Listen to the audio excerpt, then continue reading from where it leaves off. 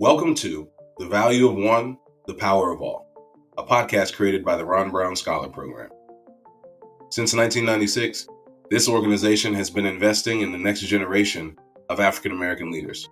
And this podcast highlights the stories of the scholars, alumni, staff, and friends that make this program special.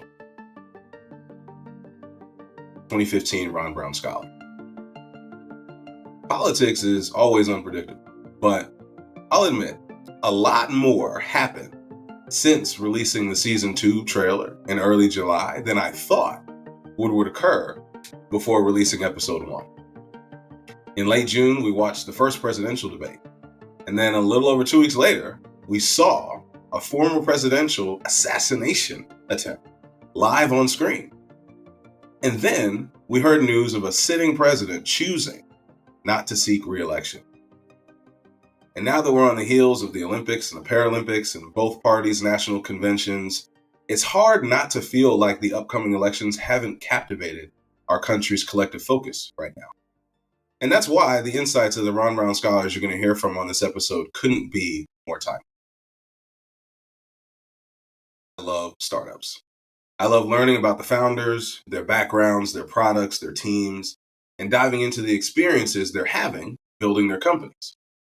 But I don't just love startups because of the groundbreaking technology or the financial return they can generate in a short amount of time if they're successful. I just love to build things. And in particular, I'm inspired by leaders who can not only build big things fast, but big things that also will last too. They start from scratch, they build a team, they raise money, they have a passion to see things done differently, they adapt to changes, they pivot often, they take risks. And most importantly, they persist. And as I was recording Season 2, I learned more and more about a type of venture that can be just as fast-paced, just as taxing, just as dynamic, and just as impactful, if not more. Running a political campaign. Strong legacy of impact in the political arena. It's hard for any scholar not to at least consider the idea that maybe they'll run for office one day. Because even if they don't want to, usually the people around them want them to. So I figured I'd ask some of the scholars who've actually done it to hear what does it really take, not just to fight for change or advocate for change, but to actually run and lead from the highest offices of the land. Here's what they said right after this message. Thanks for listening to this episode of The Value of One, the Power of All. Whether you're a longtime supporter or a new friend of the Ron Brown Scholar Program, we're glad you're here. When I started putting together the conversations that became this podcast, it had been years since the Ron Brown community had been able to gather in person. So I wanted to create a platform where we could hold, capture, be inspired by, and be challenged by the discourse that occurs within the Ron Brown community and make it accessible to anyone, anywhere, at any time. And now it's become much bigger than I originally imagined, but it's still only a fraction of its full potential. So if you're a loyal listener who wants to donate to help us make the next evolution of this podcast happen, send me a note at info@ronbrown.org, and I'll share our vision for what this can become. All right, back to the episode. And so I will say that although we didn't have a ton, my mom at a very young age made sure that I had a consciousness of the world, had a consciousness of what it meant to be Black in the world, what it meant to be a part of this country, to understand that there was nothing wrong with loving your country, being patriotic about your country, but also calling your country to be its best self. That was always something that my mom talked a lot about. I can remember going to vote with my mom as a kid. Pretty much every single time she went to go vote, I was with her. And so there was always that sense of public and civic responsibility lurking in the background, but my mom wasn't super preachy about it.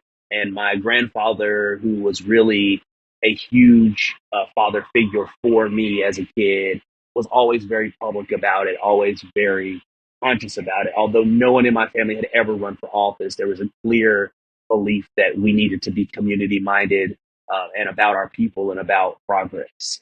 That's Chaz Beasley, 2004 Ron Brown Scholar, and former North Carolina State Representative of the 92nd District in Mecklenburg County, a place where his family has had ties for a very long time. So I was born and raised in foothills of North Carolina, in a small town. My family has lived in this part of North Carolina for generations. I mean, all the way back to slavery. The years that Chaz served 2 terms in the North Carolina House of Representatives overlapped almost perfectly with the 4 years I spent in North Carolina attending Duke University.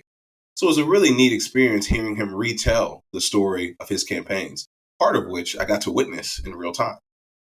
Public service was always something that Chaz saw himself doing, but it wasn't always clear if or when he'd be able to make it his main focus.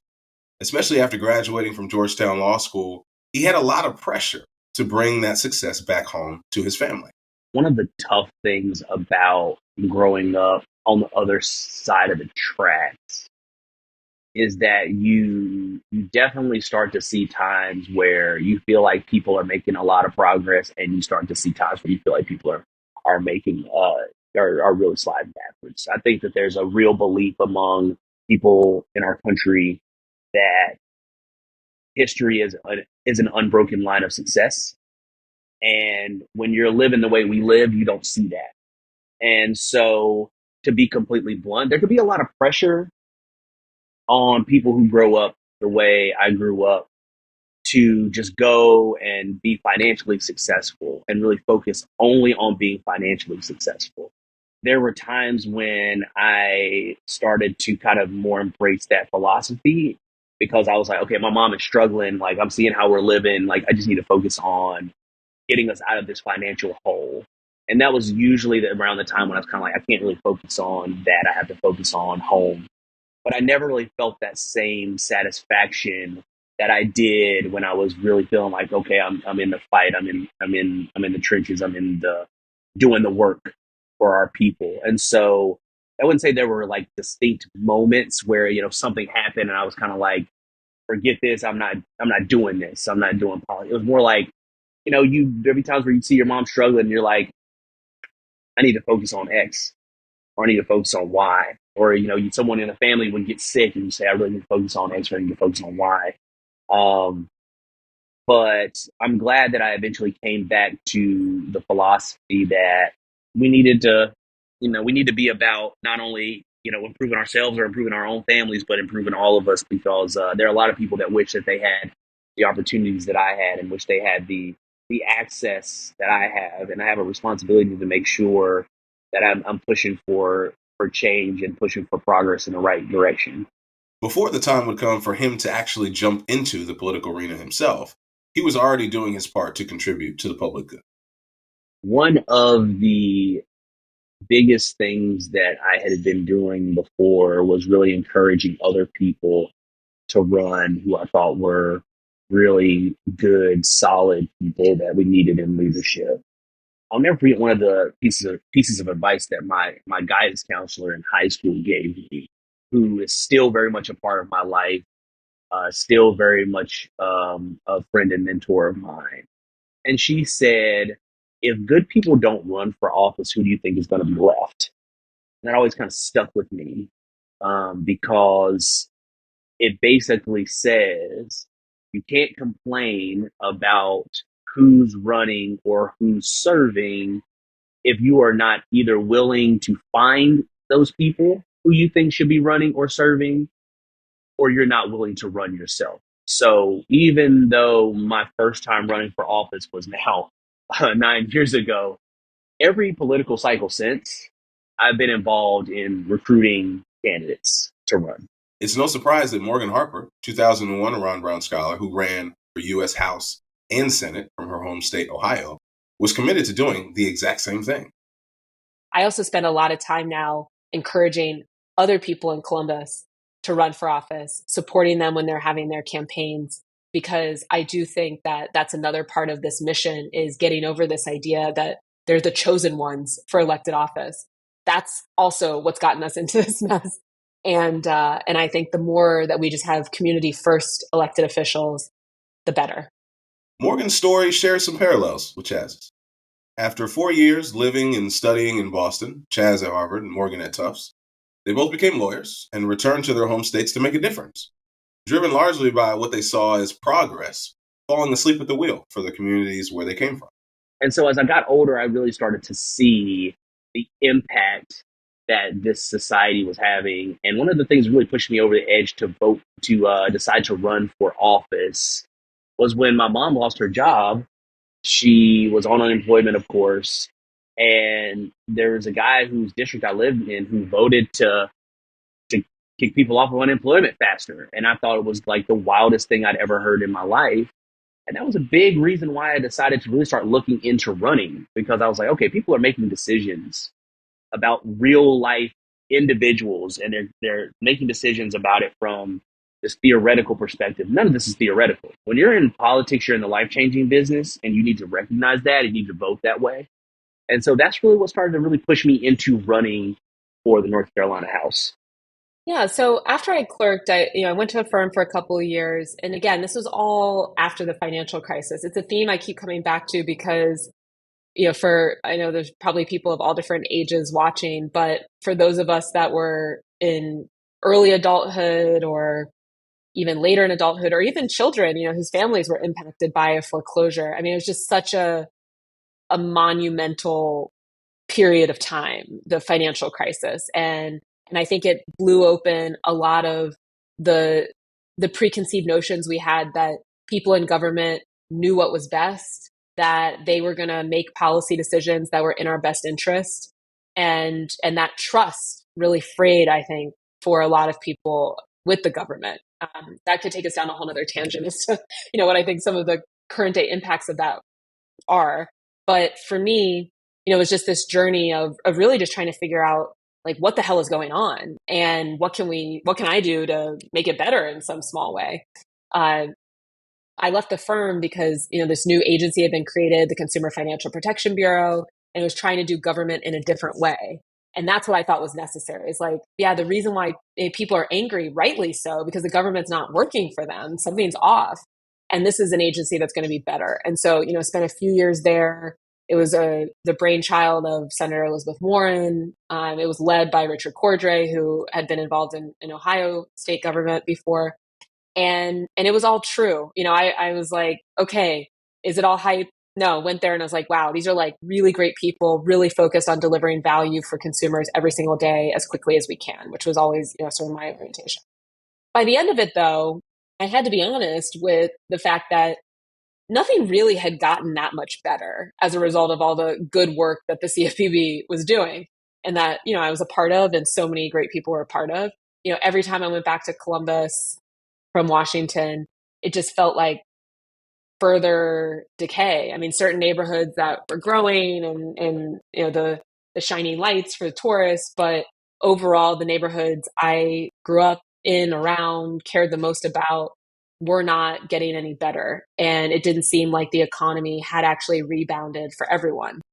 And so I didn't know why. I didn't know what exactly could be done about it. But my other learning from my time in Washington was I knew we weren't going to get to those solutions by having people in office, that it was more about having a career and being in the mix and going to fun parties than about pushing as hard as possible to get things done.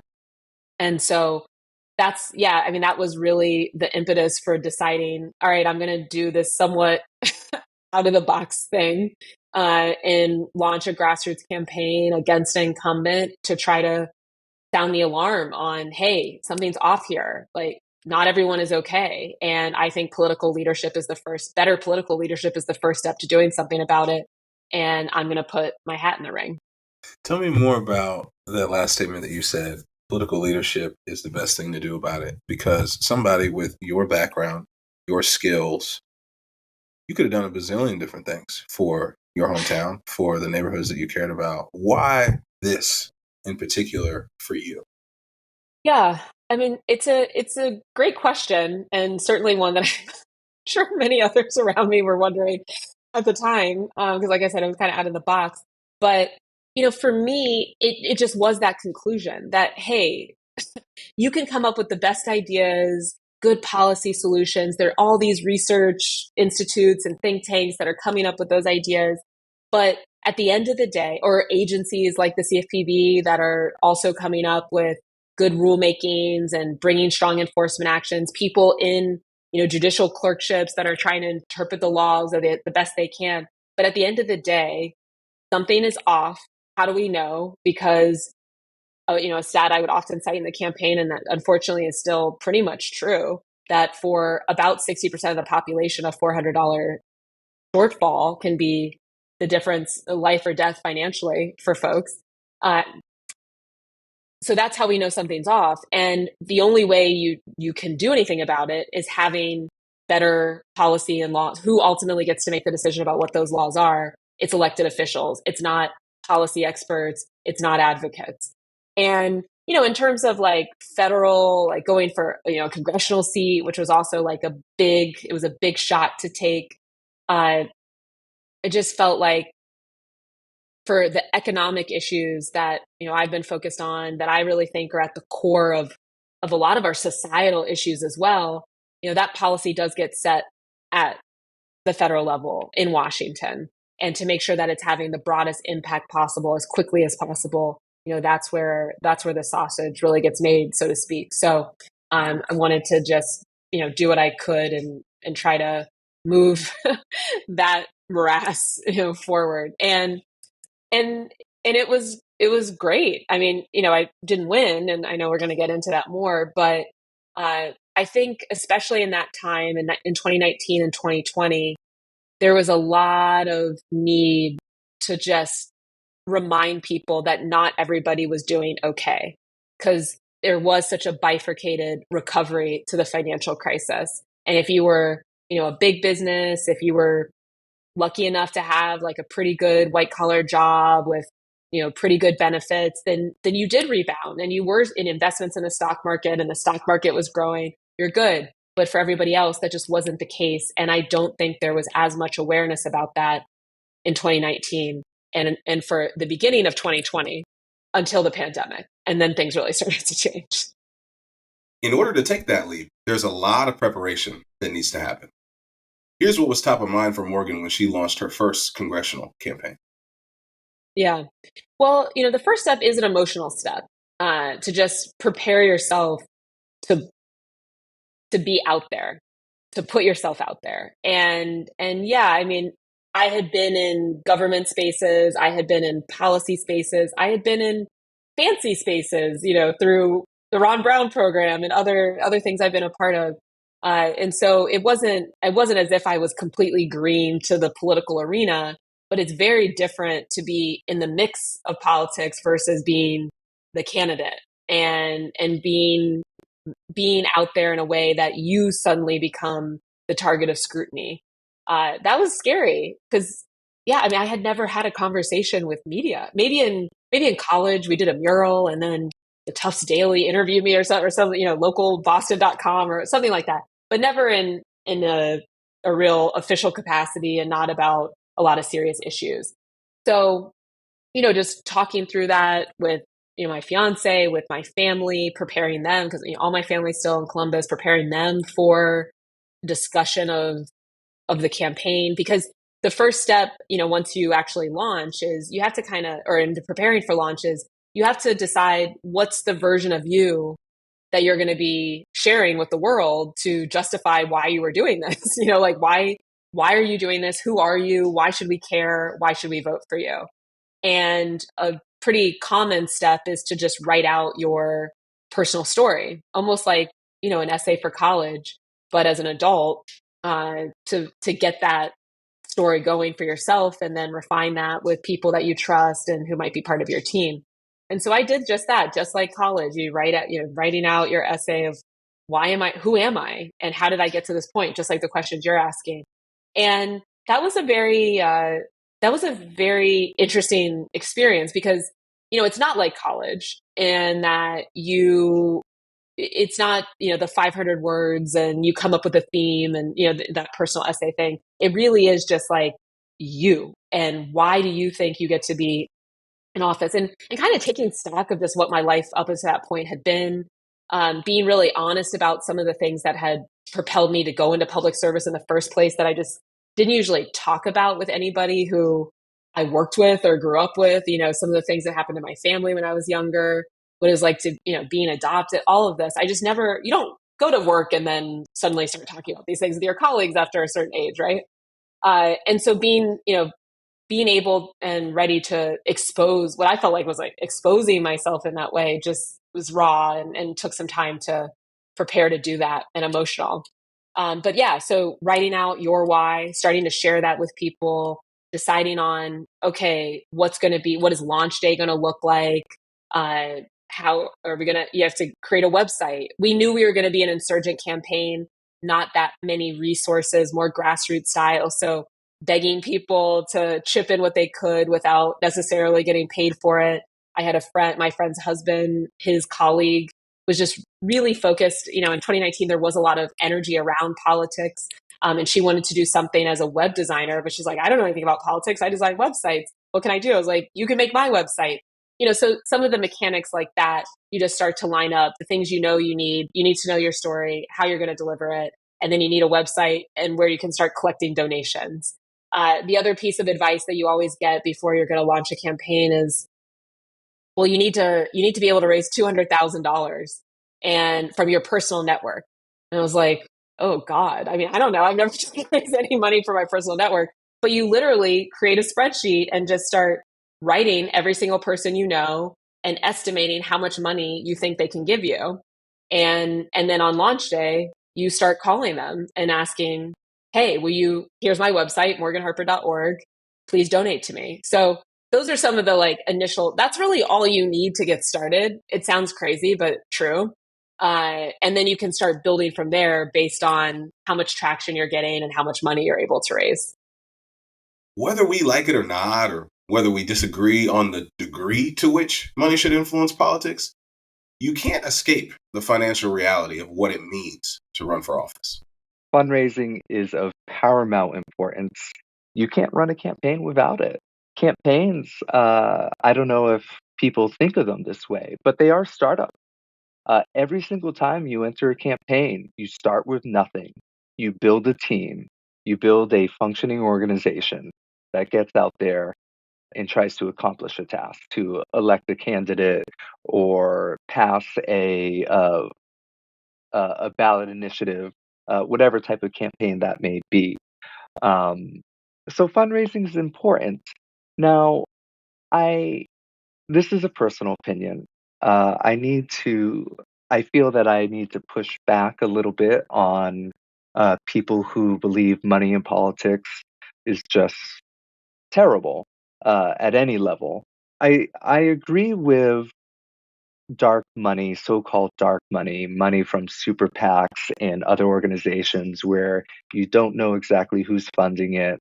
They come in millions of dollars for specialized interest groups.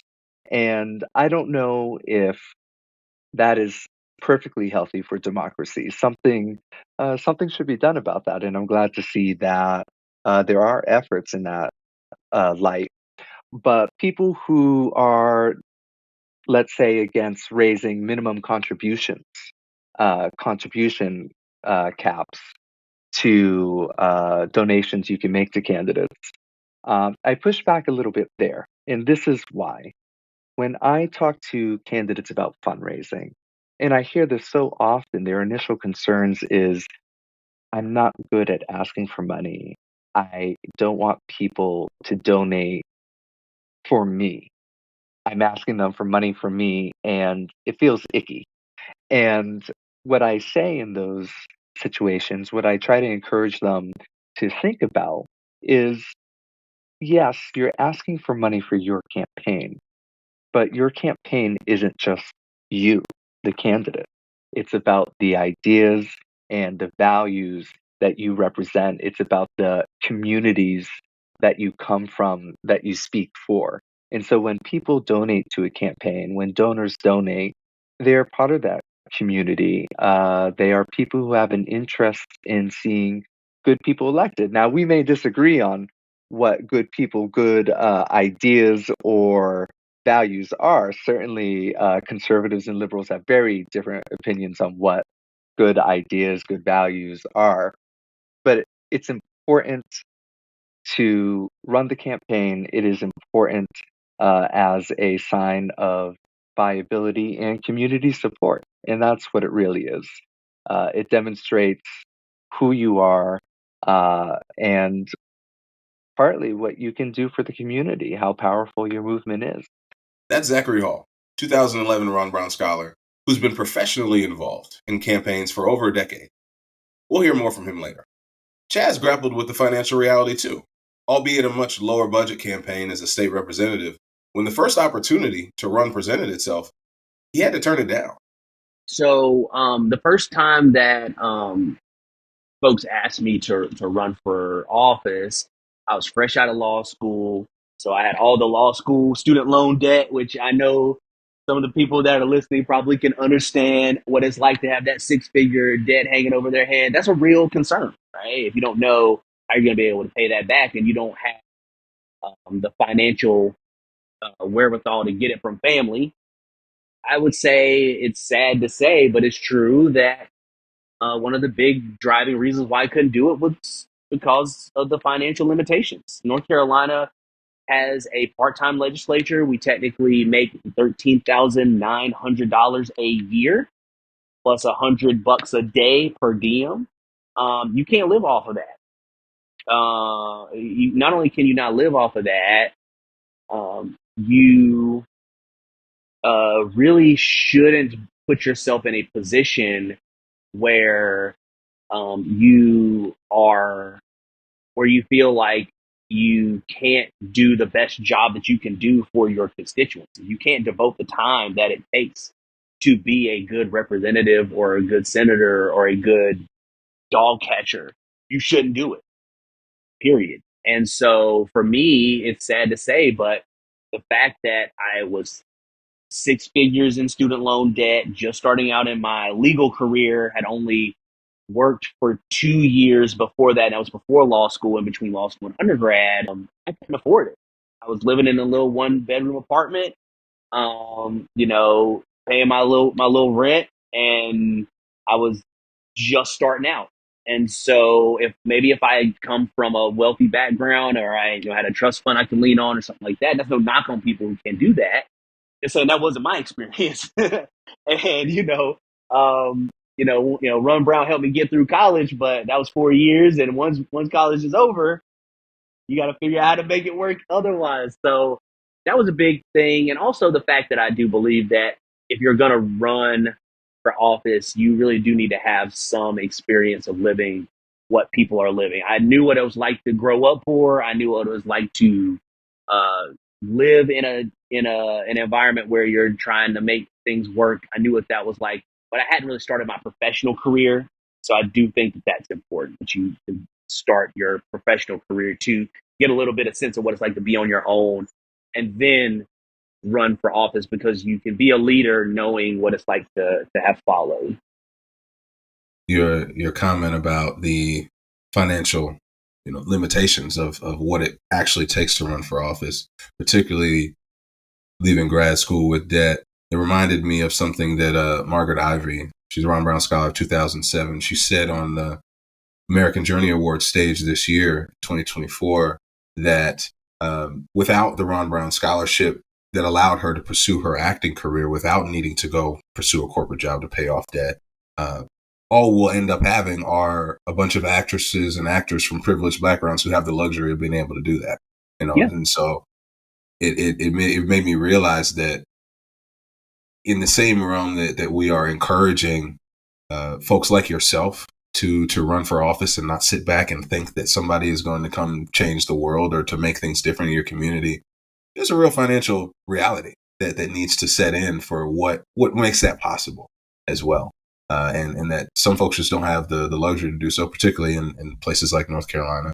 And that, so when we talk about supporting people or supporting even scholars who want to run in the future, you can't avoid that part of the conversation, or you can't, skirt by it. As Chaz reflected on the early days of launching his first campaign, when he was in a position to do so, he emphasized the importance of not just focusing on the campaign, but on yourself first.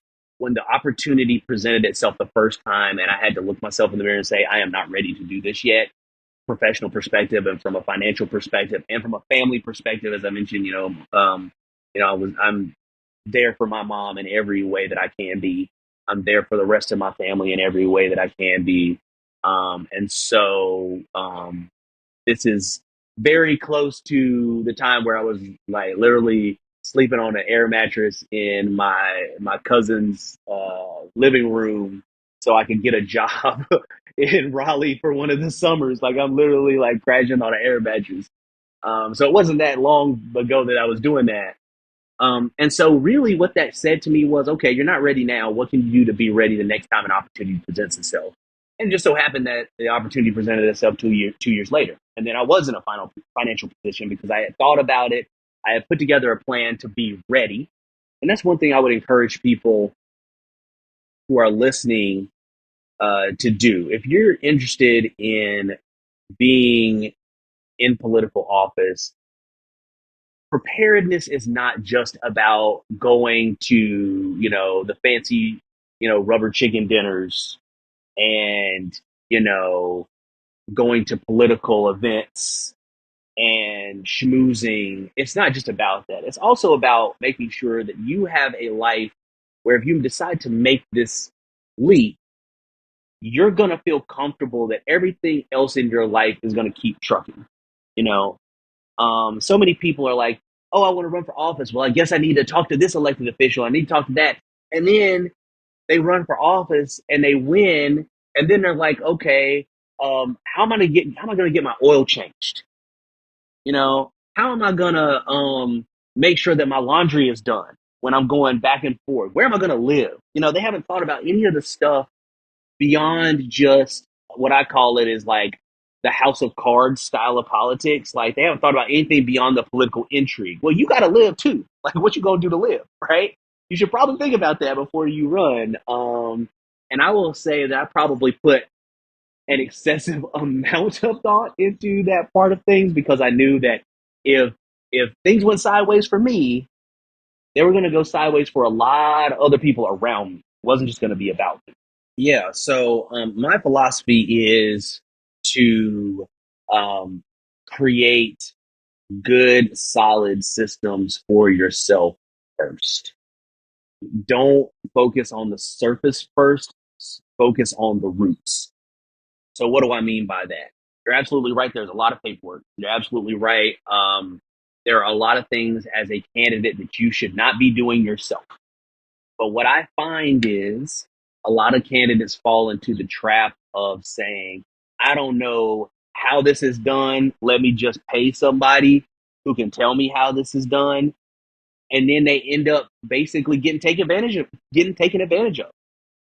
I'm not going to sit here and lie and say there are not people in this industry, in the campaign industry, who don't seek out candidates who they know that there is an information asymmetry about and basically offer them the moon and then not deliver.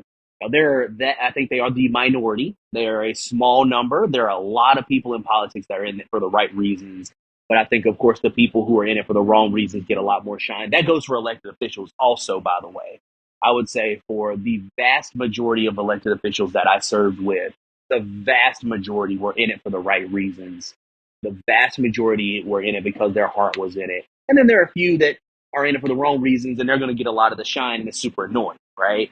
The worker bees are not the ones that are going to get a lot of attention. But I do think that one of the biggest things that you can do is, again, go through every single aspect of your life that matters to you and make sure that you have a process in place for that part of your life. So, for example, I'd mentioned getting your oil changed. What is one of the things that you're going to be doing as a candidate? You're going to be driving here, there, and everywhere. Now, if you're running for, an assembly seat in the Bronx, you might be able to take the subway. You might be able to take the LIRR. You might be able to walk. But in North Carolina, you're driving, right? That's what's happening here. So if you're driving here, you're going to really need to make sure that your car is taken care of. So put yourself in a position of, okay, I know I'm going to need to get my oil changed every 3,000 to 5,000 miles. I'm going to just schedule all of those now before I get started. So that all I got to do is show up. I'm not sitting there, my check engine light comes on, and now I'm in, at the side of the road, figuring out how I'm going to get where I'm going. Right. So little things like that, automating your life. There are a lot of books that I would recommend people read about that. There's one book that's called Getting Things Done that I would really encourage everyone to read, even if they're not running for office. Um, Another good book that I'm reading right now is The 12-Week Year. It's a good book. 7 Habits of Highly Effective People, very good book. All things that I wish I had read earlier because they really focus on getting a handle on the logistics of your life. So I wouldn't start by hiring a bunch of people because now once you hire them, you're responsible for paying them. And you should not be one of these elected officials, as there are some, who take advantage of people and then stiff them. I know elected officials who have done that, who have stiffed their employees, which I think is horrible. I've literally never done that. So, bring on people once you feel like you've got a good sense of what holes needed to be filled. Because if you don't know how a campaign runs, then you're already going to be at a disadvantage. Now, it's not saying you need to have the same experience as someone who's run multiple campaigns of all different types, but you need to be able, you can't supervise what you don't understand. So if you don't understand what's happening, you can't supervise it. You need to have at least a cursory understanding of what needs to be done. So get a sense of that first. Talk to people who have run campaigns, and then start figuring out what kind of campaign you want to build that works for you. Speaking of campaign managers, Zach has a lot of experience managing campaigns for candidates at nearly every level across several states. Goodness, that is a great question. I don't have a number. I didn't think to count before this interview, but I've been doing campaigns since 2010. I started in a volunteer intern capacity and have progressed from there. So at least 1 or 2 campaigns every 2 years since then. Throw in some work in Virginia that has off-year elections, and I would say we're just above 20 now. You're correct. I have been a part of campaigns at, if not every level, almost every level, all the way from city council races up to working on presidential races.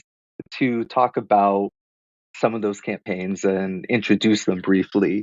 My first campaign, I interned with Congressman McGovern, who is the ranking member of the House Rules Committee in Congress in Washington, D.C.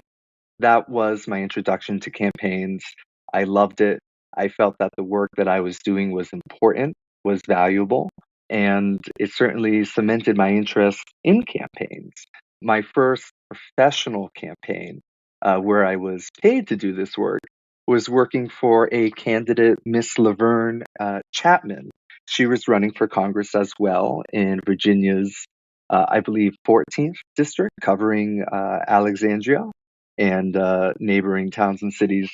And I was a finance assistant on that campaign, interning in fundraising just prior to that. And that's what launched my career. I like to joke that I started off not knowing what I was doing. I still am not completely sure I know what I'm doing, but people keep asking me to join their campaigns and taking on more responsibility each time. And I'm very thankful. It's been very exciting. And I love to continue to do that. But some of the other campaigns I've been on, I've been a part of 2 presidential campaigns. I was an organizer and very excited to work with Hillary Clinton in 2016. One of my favorite things that I have is a hand-signed letter from Mrs. Hillary Clinton just thanking me for my work on the campaign. Everyone who worked on the campaign received one, but the fact that she took the time to talk about some of the individual work that we did and sign it herself was meaningful. A campaign that I think may have been my, I don't want to say crowning achievement, but maybe the the apex of my career thus far, and one that meant a lot to me, was working for now Mayor Brett Smiley of Providence, Rhode Island. He is a member of the LGBT community. He's a gay man married to his husband, Jim. Providence has a strong history of LGBT representation. And it was really exciting to work for him and elect another LGBT mayor of Providence. That was also my longest campaign, sitting at 19 months. It was my hardest campaign, partly because it was my longest, but it was a great experience, and I was so happy to be a part of it. I'll be honest, politics gets pretty exhausting for me after a while. But luckily, not for Zach. Absolutely. I love it. Without hesitation, unequivocally, I love this work. Let's start off with it's fun. The whole job is talking to people, interacting with people all day. And I love to work with people, hear what they have to say, and do some good work together. Yes, absolutely. It's where I found myself. It's where I've cultivated a network, a profession, a reputation. And I'm very thankful for that and very excited to stay a part of this. But I certainly wouldn't be doing this work if it wasn't fun. Fun. Not sure I've heard many people use that word in politics. A term I've used to describe campaigns are marathon sprints. And I love and appreciate that you refer to campaigns as marathon sprints. The way you described it is perfect. That's exactly what they are. Long, taxing, grueling, but at the same time, just so fast paced. The days fly by. You're moving in what feels like an eternity. You blink your eye and you're on election day. They require Noah Lyles, Sha'Carri Richardson, Gabby Thomas-like speed, but what feels like forever, many months, sometimes years. And unlike sports or even startups, there's no scoreboard to look at to know where you stand, at least not until it's too late. Politicians are competitors too. So I asked them, how do you keep your sanity on where you are in this marathon sprint without a way of truly knowing where you stand? Yeah. No, it's an emotional roller coaster. I mean, anyone who's thinking of running, prepare for a, a range of experiences, and you won't know moment to moment what experience or feeling you might be having. And any good feeling probably won't last, and the bad ones might last longer than you wish that they would. But no, I mean, I think that it's exactly right. It's hard. Campaigns aren't concrete in a lot of ways, especially when we're not talking about the presidential race where there is all this polling and you have the data and this army of people around you. When it's a smaller race, you just try to knock through each day what the plan is. You try to raise as much money as you can. You try to talk to as many people as you can in the community. And you hope that you get that momentum. I think momentum is a big word in campaigns because when you have that, you do know it. It's very easy to tell when that has been created. And in that first campaign, we had momentum we had a little bit of momentum from the beginning. So I was able to call those friends, and people did give me money and then recommended other people I should be talking to. So that's another good sign that you're starting to expand your network. And we raised a good amount of money in the first, I think it was the first quarter, usually report out by quarter. The fact that we were able to raise well over $100,000 in the first month or so, and then $200,000 in the first quarter. That was a sign to people: 6-figure raise, first time candidate. This is going to be a real campaign. That's a really important early indicator. The other thing I would say is earned media is also a sign of that the media is covering you. If you're just out there every day and no one's really paying attention, it doesn't necessarily mean that you're not going anywhere, but it makes it very hard to raise money if you're not getting some media coverage. And that also helps to build name ID, which is the name of the game in winning campaigns. So just that voters are actually hearing your name. I will say in this landscape, it's a little bit tricky to always know the impact of media coverage because how people absorb the media is so dispersed now. But traditionally speaking, if you're getting good media coverage, national can help with fundraising, and then local, you're hopefully reaching some good voters if you have local TV and the newspapers covering you. But it's tricky. I mean, there are days though where you're just sitting. A lot of it is especially at the beginning of that campaign, just sitting in a room with. I had an intern from Ohio State that we just met after we launched. Who reached out, wanted to help volunteer, and we would just sit in the room and grind and call people. And I would call people until 8 p.m. for people on the East Coast, and then work my way across the country. Central Time, you can still call them till 9 p.m. Eastern Standard, and then call people all the way till midnight Eastern Standard because you could still hit up the West Coast people. And especially for the first couple of months of the campaign, was doing that pretty much every single day. So it's a grind for sure because you just you need to raise money. The other thing is my campaign was a little bit distinct in that it was insurgent. Insurgent meaning there's an incumbent. You're kind of coming out of left field and challenging someone who's already in office. So the other piece that would often be a recommendation, political engagement, meeting with other elected officials. I did some of that, but we knew that no sitting elected officials were really going to move in our favor because, I was going against someone who was pretty established. So anyway, but I think that momentum piece is big, and you just keep grinding. It's a lot like a startup. You just every day you just keep building, you stick to your plan. A phrase that I think is pretty common in campaign land, and my fiance would always say is like, all we can do, you try to win the week. You make your metrics for the week. You see if you can win the week. The metrics might be changing throughout the week based on what you evaluate as a win or not. And you just keep going. But for sure, there are moments where I remember thinking like, oh my God, what am I doing? Like, can I take it back? This is crazy. But you work through it and then you just keep pushing. That is a tricky question because what you said is so true. You don't know. You don't know until election day. Election night. Until polls close, you're not winning. You're not losing. You're just in the race. Certainly, fundraising is a metric that people can gauge enthusiasm and viability by. The size of your rallies, social media buzz, who's being talked about more, who has more favorable posts on social media, where's there a little bit more criticism or negativity. All these are inferences. And I think that's the important thing. All these things are inferences that you kind of have to stitch together different variables to kind of gauge where you stand.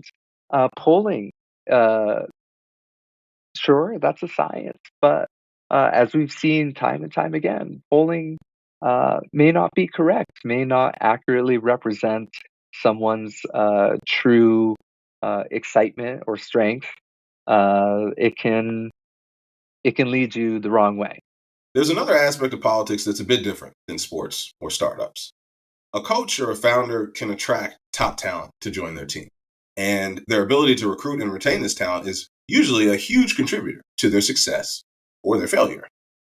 But with campaigns, you don't get to draft lottery picks or poach top engineers. Sometimes you just got to roll with who you got. Yes, I'm so glad you asked this question because money is important. You can't do much without it. Excuse me, you can't do too much mail or TV or things like that without it. But money isn't everything.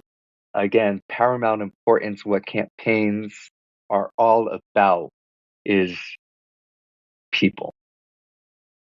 I believe working as a campaign manager, what you're doing, I normally go with train conductor. What you're doing is making sure that all the trains are running on time, moving in the right direction, and that every function of the campaign is working together in tandem. Thank you. Thank you for asking that question because this is actually the best part of campaign. It's accessible. My proof is campaigns are people powered. People come from everywhere, diverse backgrounds, and look at the thousands upon thousands of campaigns that happen each year across the country. Certainly, you have campaigns, a presidential campaign that is very well staffed. You have lots of people doing specialized work there. A governor's race, a U.S. senator's race, absolutely. But you also have campaigns where it's an all volunteer team.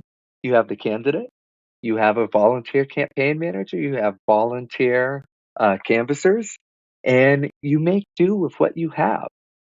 You can't predict who your team will be. You can't predict who will come out and volunteer. You can't predict who's available for hire.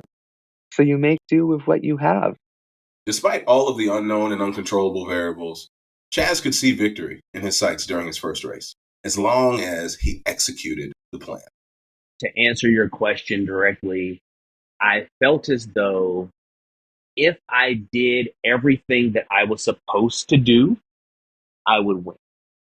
So what do I mean by that? I mean that it's called running for office for a reason. Not a jog, not a little jaunt. It's running.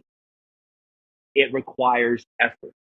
Now, there have been races where I have seen people run excellent races and they knew it was an uphill battle and they got close and they didn't win. I've seen that. I knew that because this seat was a competitive seat, it was a seat that was right on the margins. I knew that if executed our plan to the button, we were going to get it done. I will say, in all frankness, I never had a crisis of confidence in that campaign because every time I kind of felt like I was taking my foot off the gas, I would remind myself that's not part of the plan. And then I'd get right back on the horse and then I would feel good again. So it was kind of like one of those situations where, of course, elected officials love to use sports analogies. You know the games that you are in that people think you're going to lose. You know the games that you're in that people think you're going to win, and you know a surefire way to lose a game that you think you're going to win is to go in that game thinking I got this, maybe, and go in you slacking off, and that scrappy team comes and punches you in your mouth, and then you lose, right? So I knew that I had to guard against that, and I think because it was my first time, I was hyper focused on doing everything right. I did not do everything right, but I was hyper focused on it, right? So I would definitely say that you have to go into a situation knowing what kind of game you're in. There's nothing wrong with running for office and being in a race that um, you need some breaks to get a win, no matter how hard you work. There's nothing wrong with that. I don't think you should always just go into a race thinking that it's like, but the race that I was in, I felt as though we did what we needed to do. We executed. We had a plan to succeed. Bear in mind, Chaz was doing this at 29 years old, meaning the first time he was asked to run, he was 27. Wait, that's my age. Second time around, when Chaz ran for re-election, district restructuring as a result of gerrymandering in North Carolina swung in his favor. So, despite the focus shifting to the primaries instead of the general election, no one in his party decided to challenge him. What things were different 2 years later when you were the incumbent running and how you approached your campaign or felt about it that now, using a similar sports analogy that you said, it's one thing to be the underdog and know that you have a chance to win as long as you execute your game plan well. But it's a whole nother thing to be on top and then protect it. And then everybody is, everyone's trying to take down the crown. And Right. and you I imagine you move and function differently. Your life looks very different being somebody who's recently graduated law school a few years ago who's running for office versus actually being an elected official and running a campaign. What was different in 2016 in 2018, than it was in 2016? Yeah, so it was unique for us in North Carolina because we had a complete redraw of our district in between.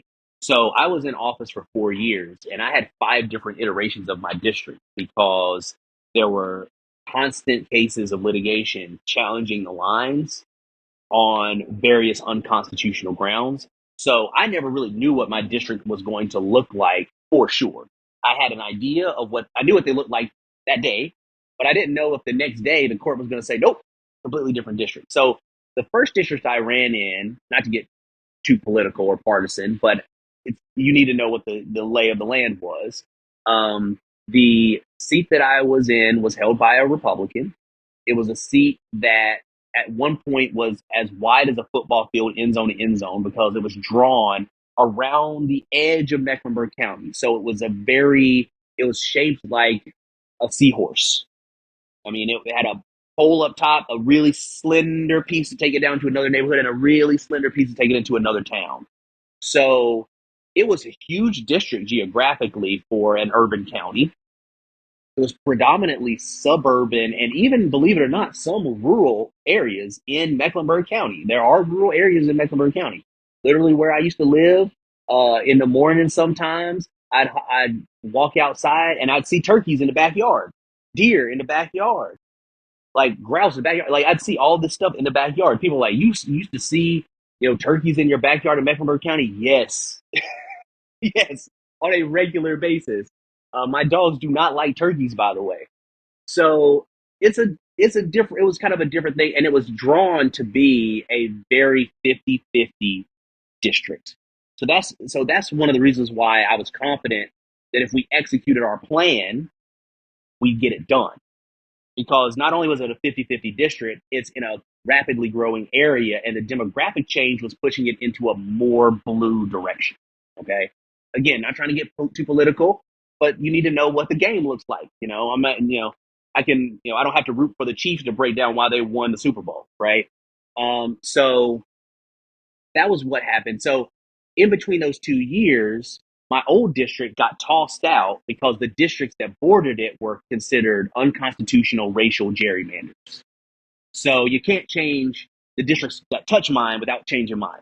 So mine went from this very long, very snake-like district to a super compact district right around my neighborhood. So it went from a 50-50 district to like a 70-30 district. So I went from being concerned about how I would win a general election to being concerned about how I could stave off a primary challenger, because whoever won that primary was going to win the general. So that was really a completely different strategy. No one primaried me, and I won my general by a pretty significant margin. I won every single precinct in my second time around. But that's just an example of how in politics you never know what the underlying situation is going to be like. Things can change right out from under you, and that's what happened to me.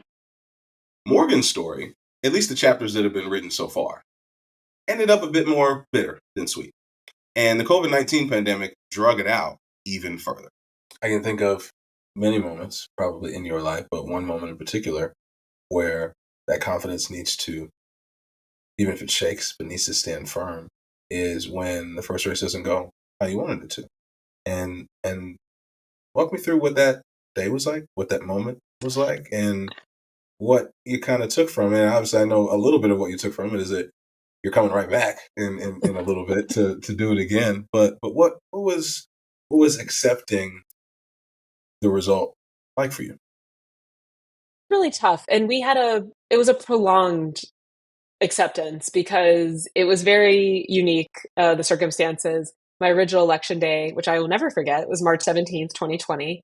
They shut down the state of Ohio for the pandemic the Sunday before that Tuesday election day. And then they canceled or postponed the election 11 p.m., I think it was, the night before March 17th, 2020.